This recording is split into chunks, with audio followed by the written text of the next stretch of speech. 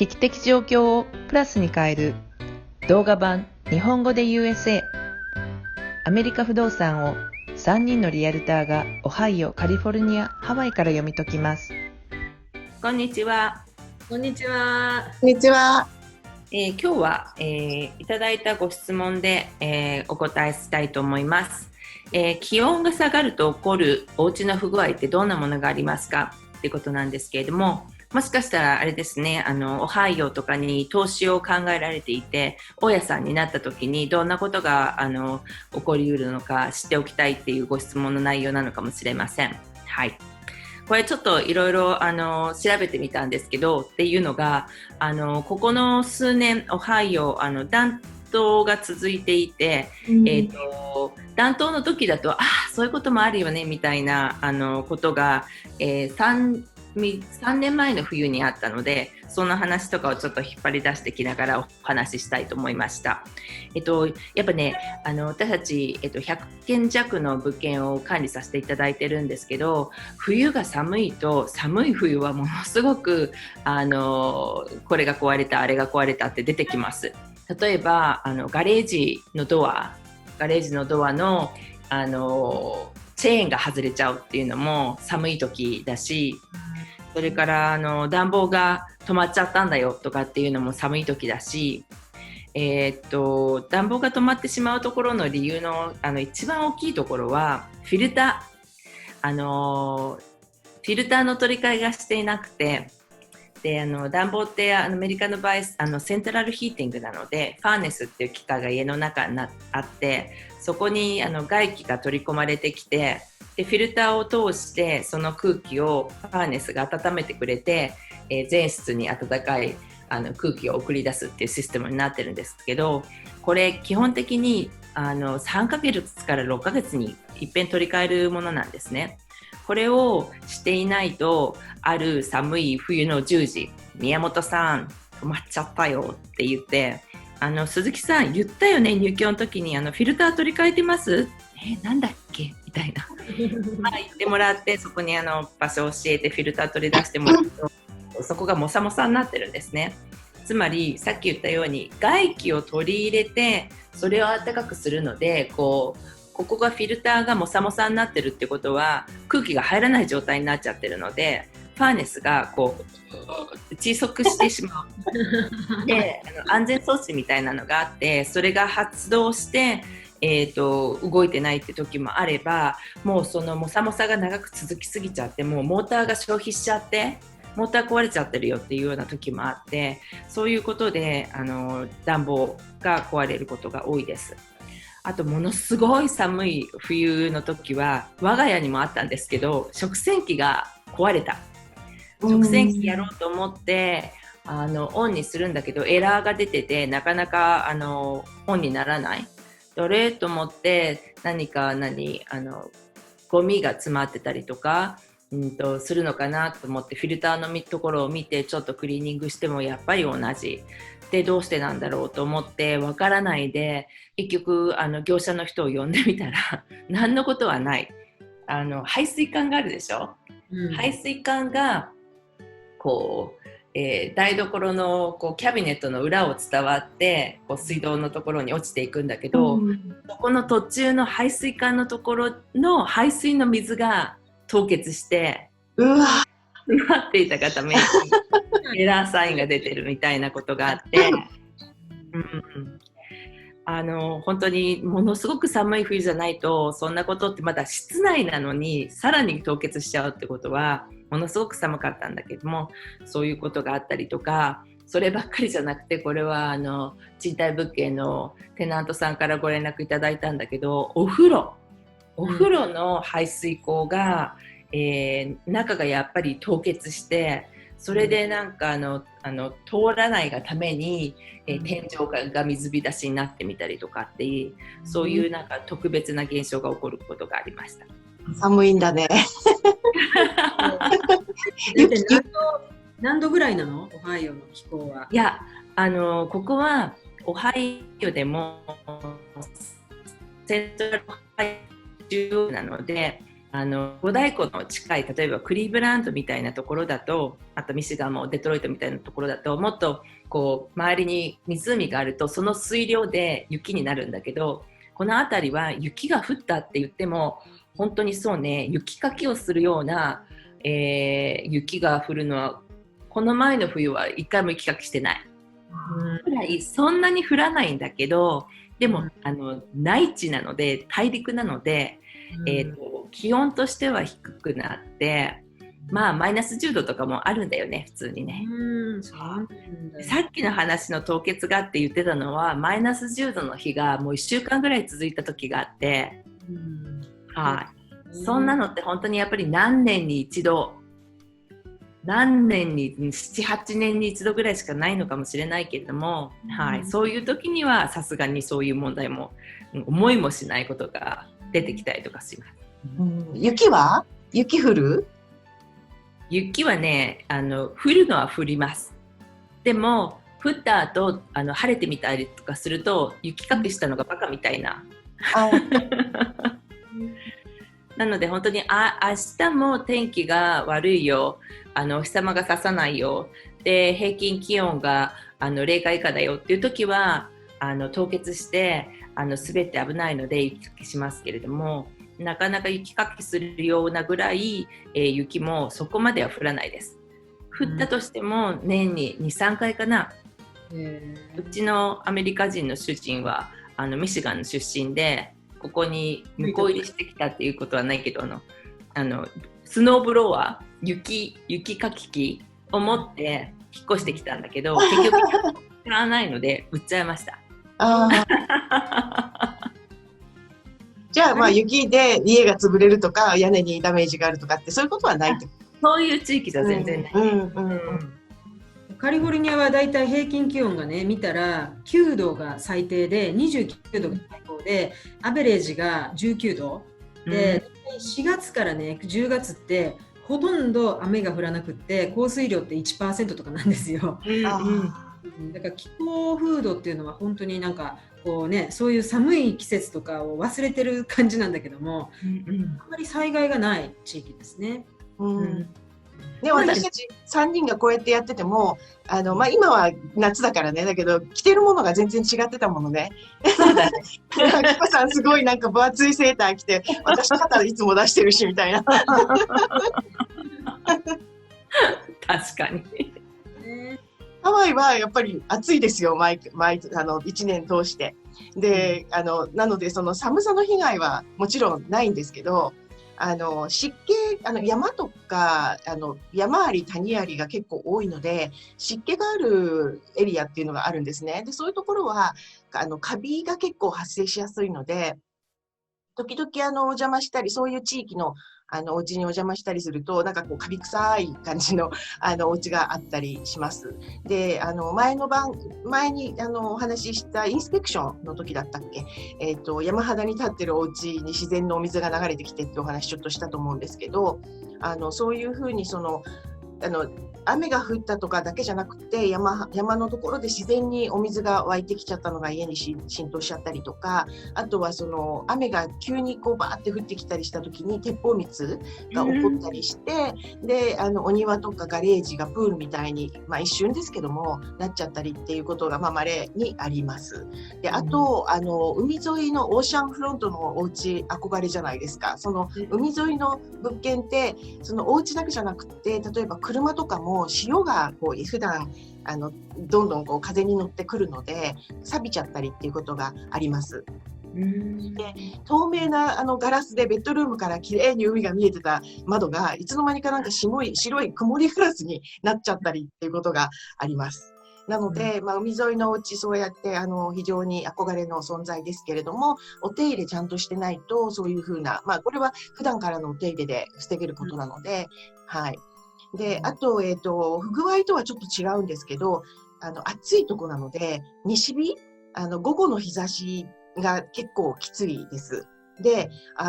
サンセットは綺麗じゃないですか。太陽がこう海の向こうに沈んでってって。そのサンセット人気なんですけど、サンセットが綺麗に見えるっていうことは、西日が同時に午後になると、さんさんとユニットに入ってくるっていう、お家の中に入ってくるっていうことなんですよ。で、これは非常に暑いです。で、ハワイの魅力は貿易風なんですね。で、貿易風っていうのは、その西日の太陽がこう沈んでこう来るところと反対側から吹いてくるので、大きなお家で、その両側に窓があって風通しがいいよっていうところだったらいいんですけど、コンドミニアムとかだったら東向きのユニット、西向きのユニット、さあどっちっていうような物件が結構多いので、その辺は選択どっちを取るかっていう選択になってくると思います。で、ハワイなんてね、海が見える物件ってやっぱり望む方多くて、で、海が見えてサンセットが綺麗な物件探してくださいっておっしゃる方はやっぱり多いんですよね。で、そうすると、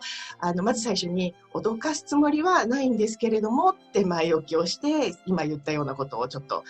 お伝えします。まあ、それでもいいっておっしゃる方は結構多いんですけどね。で、最後に私がよく見る問題は植物。で、植物って何ぞやって思うと思うんですけども、ハワイって、雨と太陽が交互に、両方に恵まれているので、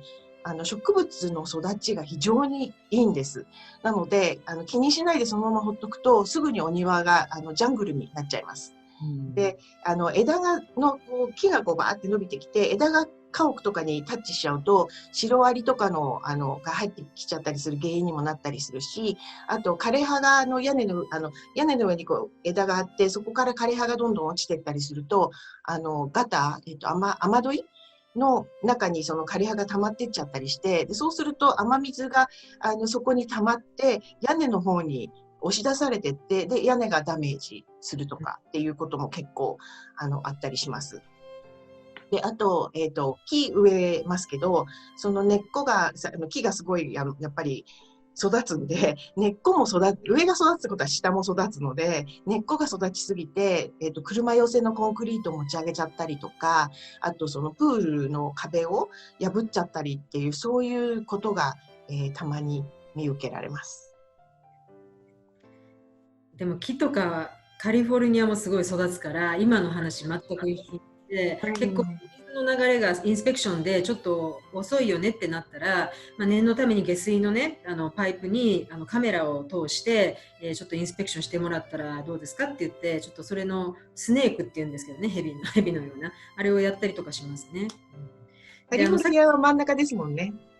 カリフォルニアの真ん中であんまりその暑さと寒さがそんなにないんだけれども、さっき言った平均気温19度っていうのはもうカリフォルニア州の平均なんで、これが海の方に近づくともうちょっとまた海風が吹いて涼しくなるし、カリフォルニアとか特に私のいるロサンゼルスも膨大な大きなところなんで、例えば405フリーウェイっていうのがあるんですけどね、海からないだいたいそうですね、6キロから10キロぐらいのところからまたさらに内陸になっていって、ダウンタウンの高層ビル街なんていうのはもっと20キロぐらい内側に入ってるんですけど、やっぱり内側に行けば行くほど気温がなんか2度とか3度とか5度とか上がっていくんですよね。だから買う場所によっては意外と暑かったり寒かったりします。それと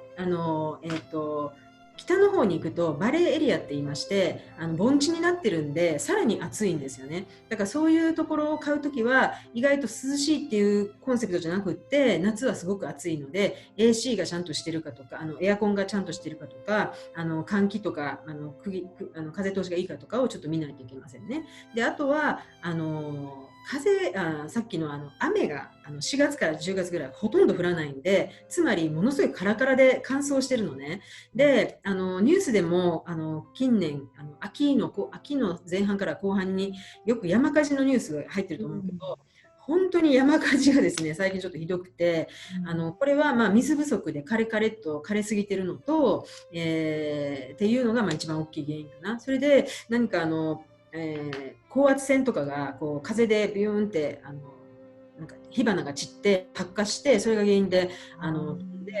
きくルになって風がまたすごく吹くからすごく広がるみたいなのが原因なんですよね。で、こっちはだいたいファイヤーハザードって言って山火事の危険の度合いが何ポイントですよとか、そういうのをナチュラルハザードディスクロージャーでは必ず見るようにするし、あと海の近くとかやっぱりコーストなんですごく海に面したお家とかすごい多いんですね。でもそのお家に住むってことは多少やっぱり水害の被害っていうのがあるから、そういう水害のハザードもよく見ないといけないんですけども、でもそれでもやっぱりここは、ね、見晴らしがいいとか海の近くがいいって言うとどうしてもそこを買っちゃうんですけれどもそういう選ぶんですけど、そこはちょっとそういうハザードと背中合わせだよっていうことはちょっとね理解してやってもらうようにしてます。あとは、どうぞ。あとね、もうあとそんなに高い建物はロサンゼルス一部ダウンタウンとかだけなんですけどね、時々、例えばダウンタウンでも高層の例えば10階の部屋を買った人がいるんですけどね、やっぱり空き地が結構あってまだデベロップメントしてる途中だったからすぐ目の前に2年後に建物が建って眺望がブロックされちゃったとかね、そういうのがあるし、あとコーストラインのお家でもやっぱり前の家がちょっと高いものを建てたり木が茂ってきて、木がなかったらぼーっと見えたのに木で情報がブロックされたとかですね、なんかそういうのもあるから、その辺はちょっと気をつけることと、あとはゴルフ場の近くに面した家とかも多いんですけどね、それもなんか設計してあんまりボールが飛んでこないようにしてるけど、ボールがたまにやっぱり飛んでくるとかっていうのもちょっとあるらしいので、そこはちょっとね調べないといけないっていう感じ。あとそのゴルフ場の近くのお家、ハワイもやっぱり高級住宅地なんですけど、ボールが飛んでくるだけじゃなくて、草をこう殺す農薬なんか薬まくでしょ。で、それでアレルギーがある人とかは、すごくこう病気になったりっていう方もいらっしゃいました。結構きついのよね、お薬がね。さっき出だしでちょっとエクストリームな冬の話ばっかりしちゃいましたけど、木は本当にマミさんも言ってくれたように大切で、割とこうね、植えたばっかりは小さいから苗木だから考えないんだけれど、あと20年ぐらい経った時ってこんな家のそばに木立てなくてもっていうものがあってそうするとその木がハワイだとそのシロアリが伝って家に入ってきちゃう。オハイオだとね、アライグマとかが屋根裏に入ってきたりとかするんです。でね、こっちって動物保護っていう観念があるので、アライグマ入ったよって言って、じゃあそこでね、なんかガンとか持ってったりとかね、こうゴソゴソって取ったりするわけじゃないんですよ。で、こう檻を作って檻っていうかなんか罠を仕掛けてそこに入ってやっと取れますみたいな感じでものすごく時間がかかったりとかするので、木のトリミングってものすごく大切で、あとさっき言ってくれた根も張るのに見えてないところで、でオハイオの場合地下室があるのが一般的なので、地下室のところの水ってどうなってるかっていうと、地下より、自分の地面よりちょっとのところで本当はそこに水が地下水が溜まっていて、それを排水ポンプで汲み上げて外に出すっていう仕組みになってるんですね。だから庭の根がはびこってしまうと、もちろんそこにパティオがあったらパティオがデコボコになるんだけど、オハイオの場合排水管が通ってて、それ PVC の管なのでそれ突き破っちゃったりとかすると、本当だったらその雨どいから排水管を通して水がちゃんと外にはけてくれるものがはけなくて、水の家のそばの土に水がジャージャージャージャー出てる状態になる。これって元の話に戻ると、冬の時どんなに寒くない冬でも凍結するので、オハイオは。でその土が凍結すると広がってこう家の基礎を押してみたりっていう一番の不具合になるので、やっぱり木は気をつけてほしいなと思います。ハワイでもおトイレが詰まっちゃってどうしようって言った方、原因追求したら木の根っこがおトイレの配管に入ってそこで育っちゃってて、で詰まってたっていうのありました。そういえば今思い出したじゃあね、やっぱりそういう木の関係っていうのは目に見えるところだけじゃなくて目に見えないところも通して大切ですね。はい、どうでしたでしょうか。皆さんからの質問こんな風に寄せていただけると嬉しいです。じゃあ今日はこれでさようなら。はい、さよなら。